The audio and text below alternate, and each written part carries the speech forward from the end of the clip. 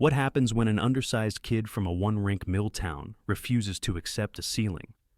Step into the frozen footprints of William Battlin Billy Smith, the fiery backbone of the New York Islanders' 4-year Stanley Cup stampede, and the first NHL goalie ever credited with a goal. From midnight solo practices under flickering lights in Perth, Ontario, to shutting down Wayne Gretzky's juggernaut Oilers, Smith reinvented what it means to guard the blue paint.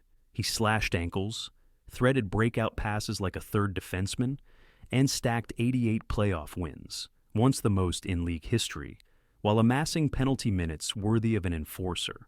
This video dives beyond the box scores, unpacking the grit, swagger, and split-second brilliance that made a 5'10" goaltender the stuff of legend. Whether you bleed Isles blue or you're just discovering hockey's rough-edge poetry, buckle up. The story of Billy Smith is a fierce reminder that greatness isn't handed over, it's clawed from the ice. William John Smith slid into existence on December 12, 1950, practically between the blue lines of Perth's only indoor rink, a cinder-block barn that rattled whenever a Zamboni backfired. His father, George, ran the place on a shoestring, balancing municipal invoices in one hand while dragging hoses and resurfacing the ice with the other. On winter nights, George would lock the front doors at 10 p.m., hang the padlock on its nail, and then toss the keys to 7-year-old Billy with a wink. Give her 15 more minutes. 15 always became 50. Under the jaundiced glow of 2 failing sodium lamps, the boy rehearsed Johnny Bower's poke check like it was a school recital, lunging, recovering, lunging again, until his knees buzzed and frost ringed the inside of his wool socks. The gear was a time capsule of prior decades, laceless skates repurposed from a church rummage sale, deer hair stuffed leg pads that weighed nearly as much dry as Billy did soaked, a web pocket glove whose leather was so cracked that pucks occasionally punched straight through. Yet he treated each relic like Excalibur, convinced that respect for tools could substitute for any lack of physique. By age 10, he had already learned to read stick blades the way other children read comic books, divining whether a shooter favored heel or toe, high glove, or 5-hole, and adjusting on the fly with a darting, slightly cocky grin that infuriated older teens unlucky enough to test him. The mythology started traveling the length of Highway 7 in 1968, when the Smiths Falls Bears, a Junior A outfit with more heart than headlines, invited him to rookie camp. The tryout rink's boards were warped, its glass replaced by chicken wire, and the Bears' budget could barely cover gas for away games. Yet, Billy treated the crease like Madison Square Garden.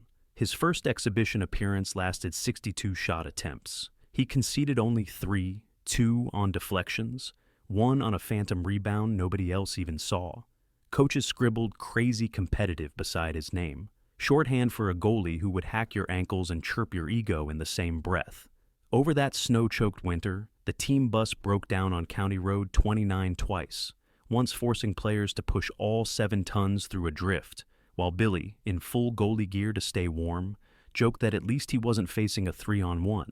His 2.81 GAA that season was less a statistic than an act of civil engineering. He single-handedly kept the Bears' playoff hopes from collapsing under a barrage of odd man rushes. The press box christened him Battlin Billy, after a February tilt in Gloucester, when, after being cross-checked into the net, he rose swinging his blocker like a gavel and still made the ensuing penalty shot save. That reputation is what lured the Cornwall Royals of the QMJHL to spend precious scouting mileage on an Anglophone kid from a logging town. Cornwall's arena seated barely 4,000, but echoed like 12 whenever Billy slid post to post. Facing shoot-first rosters from Quebec City and Shawinigan, he unfurled a 3.62 GAA, astonishing in a league where 8-5 barn burners were weekly fare. Television crews captured slow-motion footage of him folding into full splits, pads splayed like wings, heel of the blocker pinned to the ice as he scooped a sure goal off the line. One clip ended up on CBC's Hockey Night intermission reel, prompting analyst Howie Meeker to exclaim, "That kid's a rubber band with attitude." The swagger bled through the roster. Forwards pinched deeper on forechecks, knowing their netminder would gamble alongside them. Cornwall's march to the Memorial Cup berth included a double overtime Game 7 in Chicoutimi, where Billy stopped 61 shots and drew 3 minor penalties by goading crease crashers into retaliation. After shaking hands, a Saguenayan winger muttered, "Feels like he's got 6 arms." Word of mouth elevated him from curiosity to priority for NHL Blitz scouts combing Junior Barnes. The Los Angeles Kings selected him 59th overall in 1970, 5th round, flyover territory and draft psychology, but the organization's depth chart featured goaltending skyscrapers and big-market impatience. So, off to the American Hockey League he went, trading snowy Cornwall for Springfield, Massachusetts, where the Kings affiliate practiced in a chilly civic center that smelled of popcorn and compressor oil. If Billy was insulted, he weaponized the feeling. 23 victories, a 2.98 GAA, and a .909 save rate that shattered club records and raised eyebrows league-wide. Springfield's Calder Cup run pitched them against the Providence Reds in a final so nasty that the penalty boxes looked like subway cars at rush hour. Game 5, series tied, Providence pumps 45 pucks on goal, including a breakaway by Johnny McKenzie late in regulation. Billy's glove snaps so violently the puck ricochets into the protective netting. The crowd of 6,245 spends the intermission chanting his name, beating cowbells, brandishing homemade Battlin banners. Springfield goes on to clinch in overtime, and the jubilant locker room sprays so much cheap champagne it shorts out a row of fluorescent fixtures. When reporters request a quote, Billy simply shrugs beneath his soaked jersey and says, "Guess I'm not tall enough to duck the splashes." That summer, the Kings penciled him in for a look, but Los Angeles in 1971-72 was a team committed to offense and essentially allergic to defending the slot. In his NHL debut at Chicago Stadium, the first shot he faced was a 10-foot snapshot by Stan Mikita that whistled past his ear and rang iron. The second shot went in, he steadied, stopped 26 more, yet dropped a 6-4 decision that highlighted how much work lay ahead.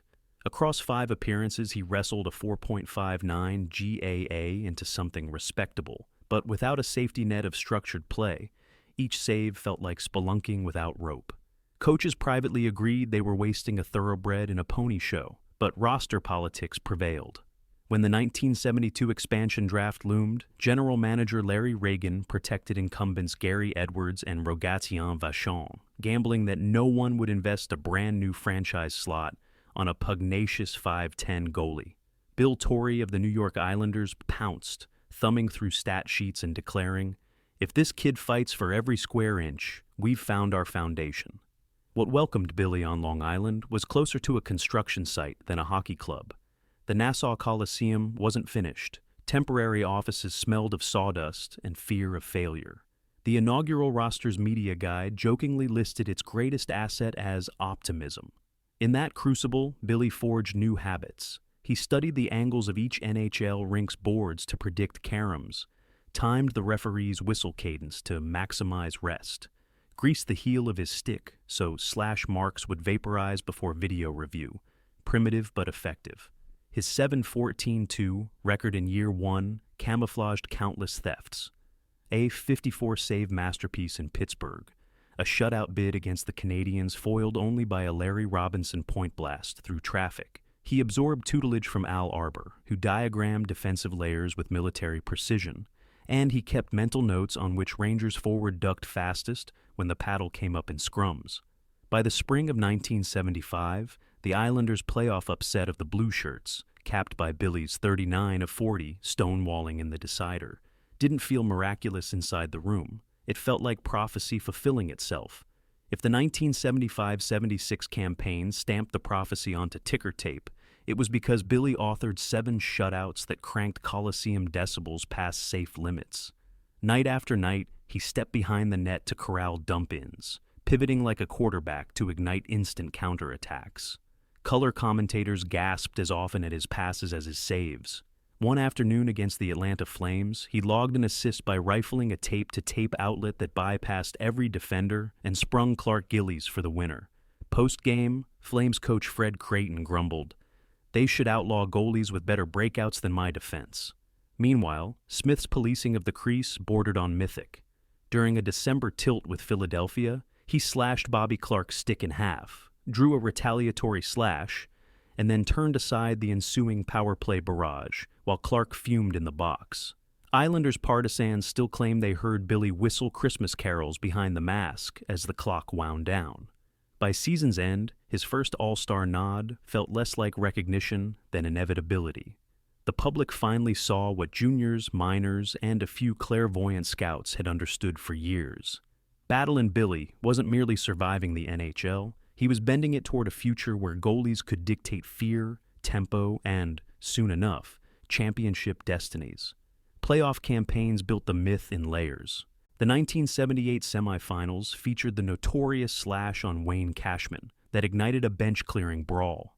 Critics screamed dirty. Teammates insisted the melee actually galvanized their discipline. Smith's reasoning was clinical. Every second Boston worried about retribution was a second they forgot how to cycle the puck. Arbor privately concurred. Billy buys us time, whatever the invoice. By spring 1980, the Islanders were a storm system. Smith backstopped them to 15 playoff wins, including a clutch 37-save masterpiece in Game 5 of the final in hostile Philadelphia. At one point in double overtime, Reggie Leach launched a blast ticketed for the far corner. Smith's blocker snapped out like a striking cobra, deflecting the puck into cheap seats and sucking the oxygen out of the building. When Bobby Nystrom tipped home the cup clincher in Game 6, TV cameras found Billy punching the air so violently it looked like shadow boxing. Islanders captain Clark Gillies called that moment the heartbeat that changed Long Island, and downtown parade routes drew crowds normally reserved for ticker tape heroes. Cup number 2 followed in 1981, with Smith quieter but deadlier. 4 shutouts across the run, a 2.54 GAA, and an aura that convinced opponents they were skating into a trap each time they dumped a puck below the goal line. Rumors spread that his gloves were radioactive. One Penguins forward joked he expected his hands to glow after Smith robbed him glove, sighed 3 times in 8 minutes. Between periods, line mates could hear Billy in the tunnel shouting reminders to defensemen. "Angle them wide, I'll kill the rest." It sounded boastful, but then he went out and did exactly that. The 1982 season became the personal trophy haul. At 32-9-4, Smith not only secured the Vezina Trophy, but finished second for the Hart, nearly unheard of for a goalie in that era. He tied Dan Bouchard for league-leading wins despite playing fewer minutes, and he so frustrated Montreal's Guy Lafleur during one mid-season match that Lafleur snapped a stick out of pure exasperation. Analysts argued Smith was the first goaltender since Jacques Plante to redefine how a crease could be patrolled. Instead of waiting on a shooter's mercy, he challenged angles 10 feet outside the paint, dove on loose pucks like a linebacker chasing a fumble, and treated clearing attempts as the first pass of a breakout offense. Then, 1983 arrived, the crown jewel. Edmonton entered the final, brimming with Wayne Gretzky's 196-point swagger, and an offense historians liken to a space shuttle. Smith neutralized it in 4 games. His slash and stare showdown with Gretzky in Game 1 established boundaries. Approach his crease and pay a toll. Gretzky responded with 2 goals all series. The Islanders registered none of the panic experts predicted. At series end, ballots gave Smith and Mike Bossy a rare Conn Smythe co-win. Even Bossy later admitted his votes belonged to the goaltender. The Oilers learned subtle lessons. They would indeed dominate the years ahead. But 1983 served as hockey's reminder that dynasties die hard when the man in net refuses to blink. Just months before Cup number 1, Smith had inscribed his name in novelty trivia by becoming the first NHL goalie officially credited with a goal, the byproduct of a Colorado defenseman's own goal. The footage is grainy, but his smirk on the bench isn't. A mixture of disbelief and why not. That record added yet another bullet point to the expanding legend of a netminder who seemed to treat the rulebook like clay. Statistically, the resume is staggering. 18 seasons, 680 games, 305 wins, .894 save percentage in the high-scoring late 70s and early 80s, 22 shutouts, and 1,326 penalty minutes, a number that still sits near the top of goaltending annals. But the postseason ledger is louder. 132 appearances, 88 wins, and a 2.73 GAA. At the moment he retired in 1989, No goalie in NHL history had won more playoff games. Every spring broadcast since has flashed his name when an active netminder pursues that summit. And each time, color commentators slip into hushed reverence. The aggression that fueled those numbers never drifted into recklessness for its own sake. Smith wielded violence as strategy. He once confessed to a reporter that every slash carried a message, "Not in my office." Rule changes later tamed goalie liberties, but the psychological footprint remained. Ron Hextall, Tom Barrasso, and even younger Martin Brodeur studied Smith's timing to calibrate their own intimidation. Brodeur often credits Smith for mentoring him indirectly. "I realized you could end a forecheck before it even began by showing you might not just absorb contact, you might initiate it." The back half of the 1980s saw Smith transition from unassailable starter to wizened mentor. Kelly Hrudey arrived, absorbing tricks of the paddle and learning how to glide behind the net for a clearing pass without inviting disaster. In 1988, Smith's final campaign, his record dipped to .914.8 with a 3.75 GAA. But teammates swear every practice felt like a masterclass in economy of movement. Reporters noticed the change too. The combative posture softened, replaced by teachers' patience explaining edge control to rookies who had grown up idolizing him on television.